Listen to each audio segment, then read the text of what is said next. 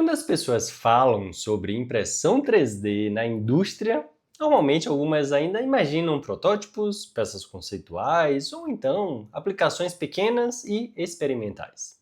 Mas esse case da Petrobras mostra algo muito maior. Aqui, a manufatura aditiva não foi usada apenas para fabricar uma peça. Ela foi usada para repensar logística, estoque, desafios de peças metálicas nas plataformas com a corrosão e supply chain offshore.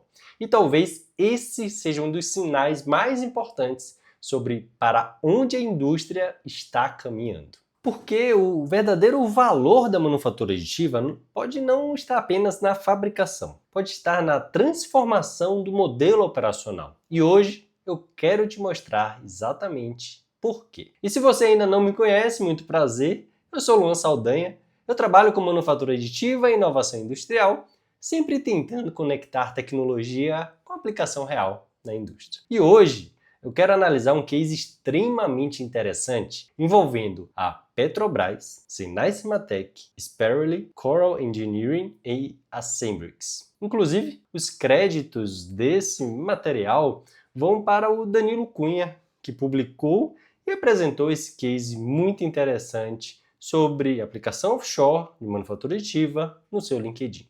Quem tiver interesse de acessar o material, o link está na descrição deste vídeo. Para mim, o mais interessante desse case é que esse projeto vai muito além da impressão 3D. Ele fala sobre inventário digital, manufatura distribuída, supply chain, proteção de propriedade intelectual e estratégia industrial. Tudo isso dentro de uma operação offshore real. Mas, para começar, a gente precisa entender o contexto. O ambiente offshore é um dos ambientes mais agressivos da indústria. Alta umidade, salinidade constante, névoa marinha, exposição contínua à corrosão, e isso gera um problema muito sério para componentes metálicos convencionais.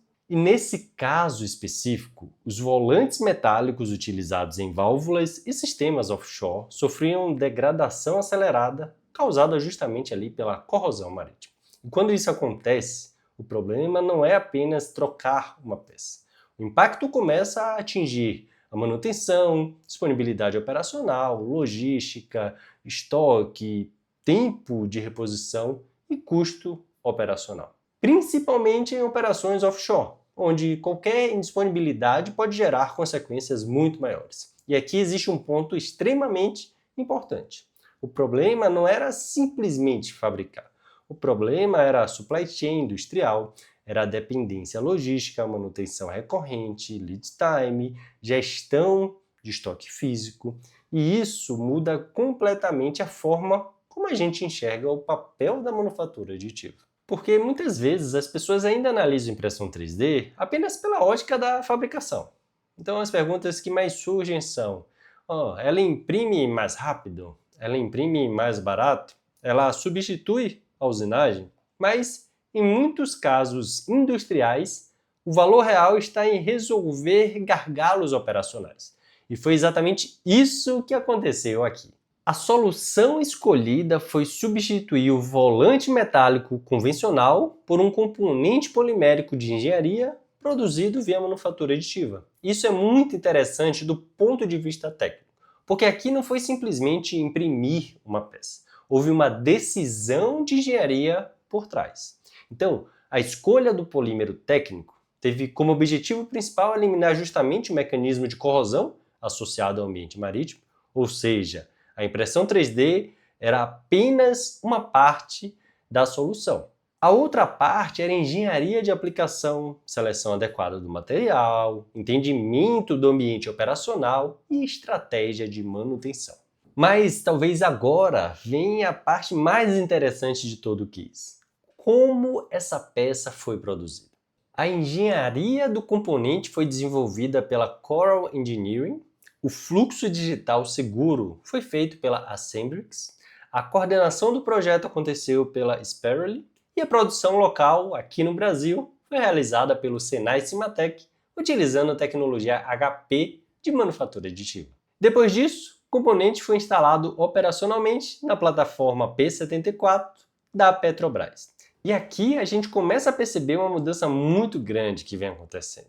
Porque o projeto não validou apenas uma peça, ele validou um modelo de manufatura distribuído, um modelo baseado em inventário digital seguro. E talvez esse seja o insight mais importante desse vídeo. Talvez o futuro da manufatura não seja movimentar peças, talvez seja movimentar arquivos, porque pensa aí comigo. Ao invés de fabricar internacionalmente, transportar fisicamente, armazenar em estoque, depender da logística complexa, o projeto utilizou ali um fluxo digital protegido para liberar a produção local sob demanda. E isso muda a lógica do supply chain industrial, principalmente em operações remotas como offshore. E essa talvez seja um dos pontos mais estratégicos da manufatura aditiva nos próximos anos. Não apenas fabricar diferente, mas operar diferente. E tem outro detalhe extremamente importante nesse case, a qualificação da NV. Porque no setor de óleo e gás, confiança operacional é tudo. Você não instala um componente em ambiente offshore simplesmente ali porque ele parece funcionar. A gente sabe que não funciona assim. Você precisa de rastreabilidade, controle de processo, repetibilidade, segurança, confiança, conformidade técnica. Então, quando um projeto como esse recebe uma qualificação industrial, isso mostra um nível muito maior de maturidade tecnológica. E talvez esse seja um dos sinais mais relevantes da evolução da manufatura aditiva industrial.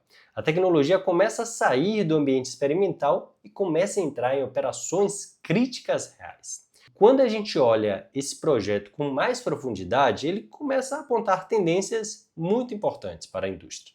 Inventários digitais, produção distribuída, redução de dependência logística, supply chains mais resilientes, produção local sob demanda, integração entre engenharia digital e fabricação. E talvez isso fique ainda mais relevante no contexto industrial atual, principalmente depois ali das crises logísticas globais dos últimos anos. A indústria ela começou a perceber que eficiência não é apenas custo.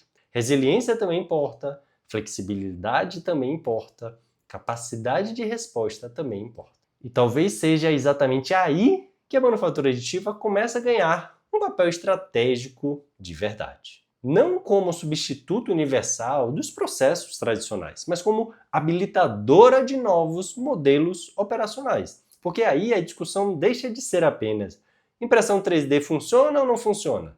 E passa a ser em quais contextos ela gera valor estratégico real. E, sinceramente, esse talvez seja um dos maiores sinais de maturidade da manufatura aditiva industrial. Quando a tecnologia ela deixa de ser ali tratada como demonstração e começa a ser integrada dentro da estratégia operacional da indústria. No fim, esse case fala menos sobre impressão 3D e fala muito mais sobre transformação do supply chain industrial.